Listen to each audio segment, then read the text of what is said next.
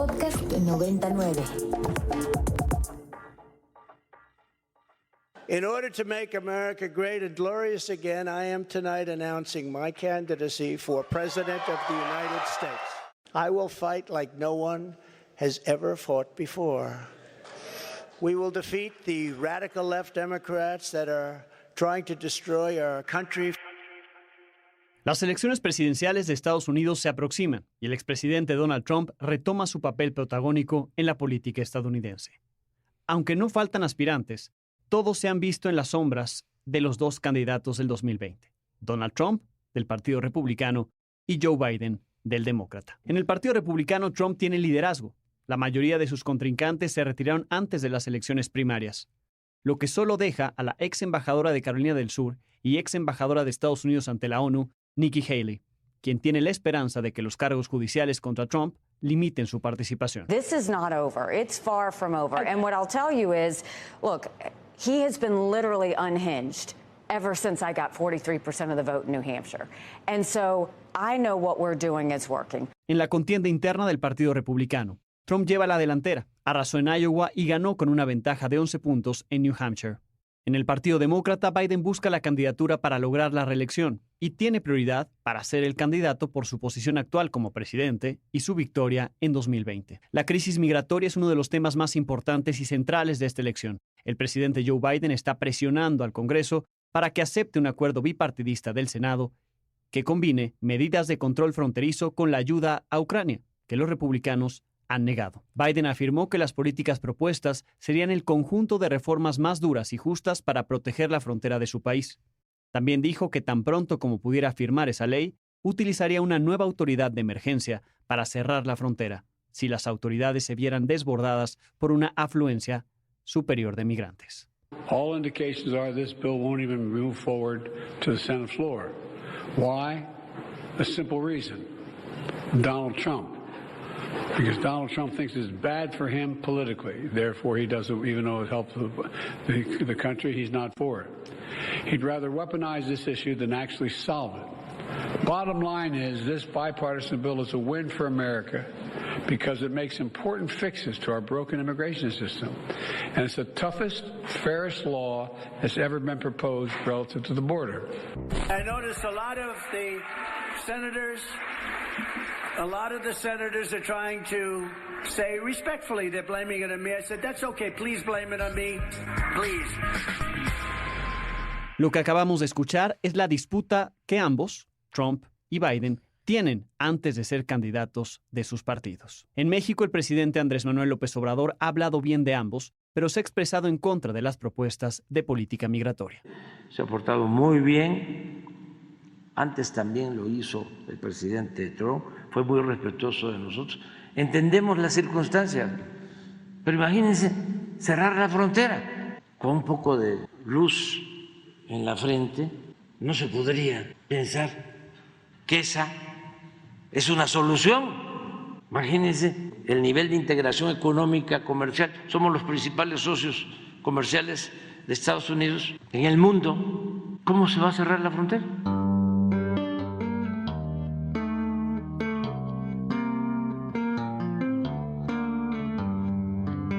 Bienvenidos a Date y Cuenta, soy Alejandro Domínguez y como cada semana hoy tenemos una nueva explicación de lo que es noticia.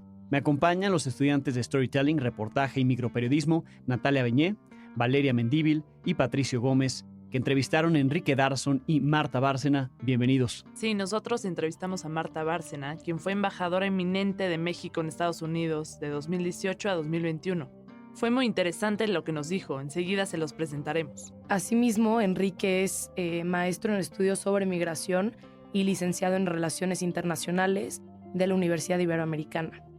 Él actualmente imparte política exterior de Estados Unidos, Canadá, México y la cultura. Por otro lado, Enrique me explicó lo que significaría para México el regreso de Donald Trump a la presidencia.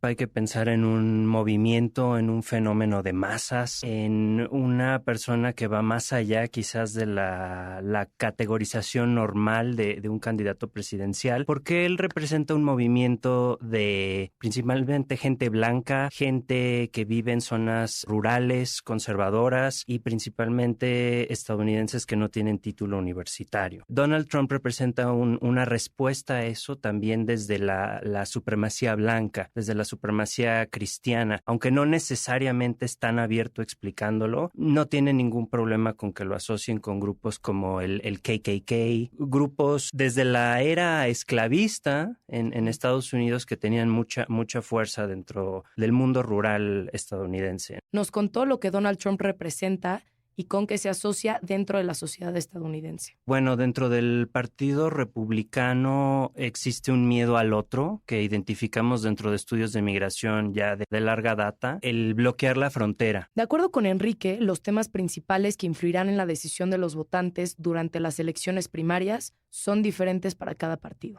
El Partido Republicano está diciendo, si no me sellas la frontera, no hay apoyo económico para Ucrania y para Israel, que son aliados estratégicos de los Estados Unidos. Enrique habla sobre la futura primera presidenta de México y su dinámica con el candidato abiertamente misógino. Me cuesta trabajo ver cómo va a funcionar una relación política, diplomática entre Donald Trump. Si es que ganara Donald Trump, pues es un ser muy abiertamente misógino, muy antimujeres.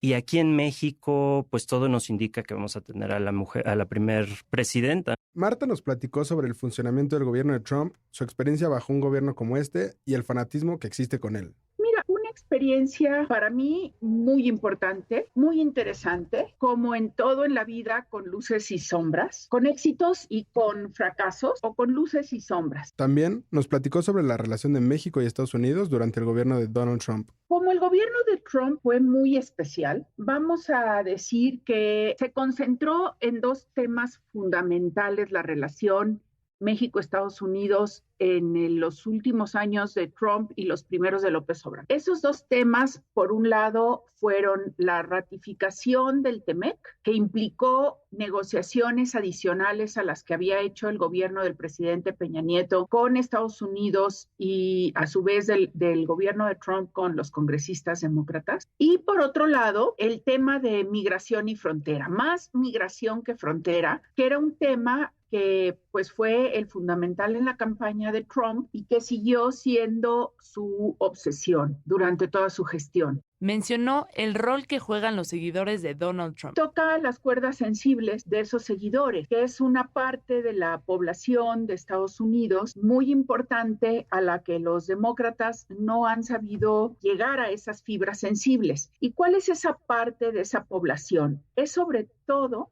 según las diferentes encuestas, la gran mayoría son hombres blancos que no tienen educación universitaria y que fueron desplazados sus empleos, que vieron sus salarios afectados, que fueron en buena medida también los que participaron en el ejército estadounidense, en las operaciones en Irak y Afganistán, y muchos de ellos sufrieron daños terribles. Entonces, estas personas se sienten muy abandonados por las propias instituciones de los Estados Unidos y Trump representa para ellos todo lo que quisieran recuperar. Nos platicó de las repercusiones que tendría en Estados Unidos y en México la posible victoria de Trump. Los siguen apoyando porque sí creen que el gobierno estadounidense, el Estado estadounidense los abandona, que ya no tienen la calidad de vida que tuvieron en los años 60, en los años 70, y que Trump les promete el regreso a ese Estados Unidos grande, ese famoso MAGA, Make America Great Again, y eso es lo que les importa, es una identificación emocional con Trump más que racional, diría yo. Nos cuenta sobre la abogacía de los derechos de los migrantes. Entonces yo creo que habría esa polarización geográfica, habría una mayor polarización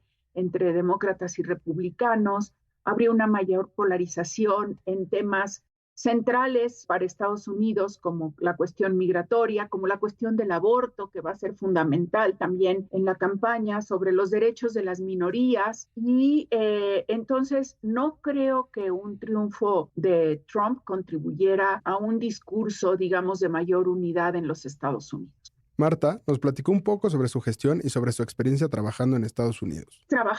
Se trabaja mucho con los estados para que cada vez sea un mayor número de estados de la Unión Americana el que, por ejemplo, facilite esta educación universitaria. Pero este es un ejemplo, lo de la educación.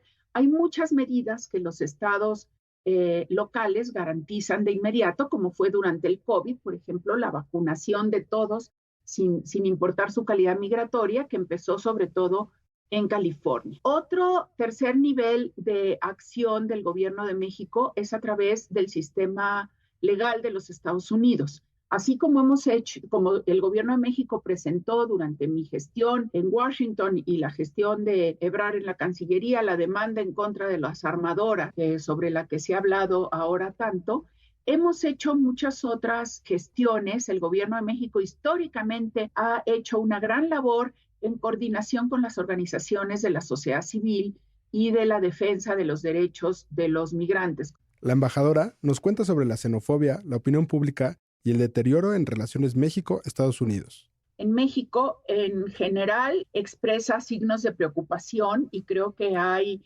una racionalidad para ello. En la primera campaña de Trump, pues fue muy insultante a México y a los mexicanos, y en esta campaña, pues también está haciendo de la xenofobia y del racismo uno de los elementos principales.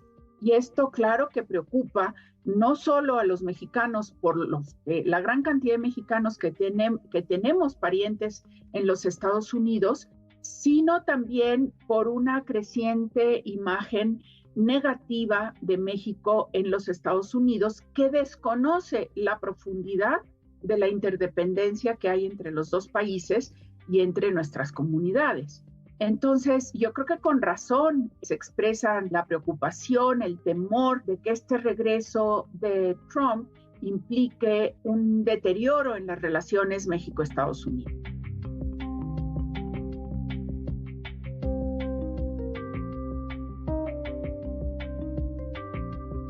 Con esto llegamos al final de este episodio. Gracias por escucharnos. Los invitamos a que se suscriban, califiquen este y los demás episodios que ya están publicados en todas las plataformas. Este podcast es posible gracias al equipo conformado por José Antonio Romero, Patricio Gómez, Eugenio Tapia, Valeria Mendívil, Adriana Silva, Renata Noval, Charles Vince, Natalia Beñé, Jimena Amparán, Emilio Bellido y Fernanda Colado. Queremos agradecer también a todo el equipo de Ibero 90.9, conformado por Daniel Maldonado, Gabriel Pineda y Rox Aguilar en la información. Yo soy Alejandro Domínguez y los espero la próxima semana en otro episodio de Date y Cuenta, cuando estaremos explicando lo que es noticia.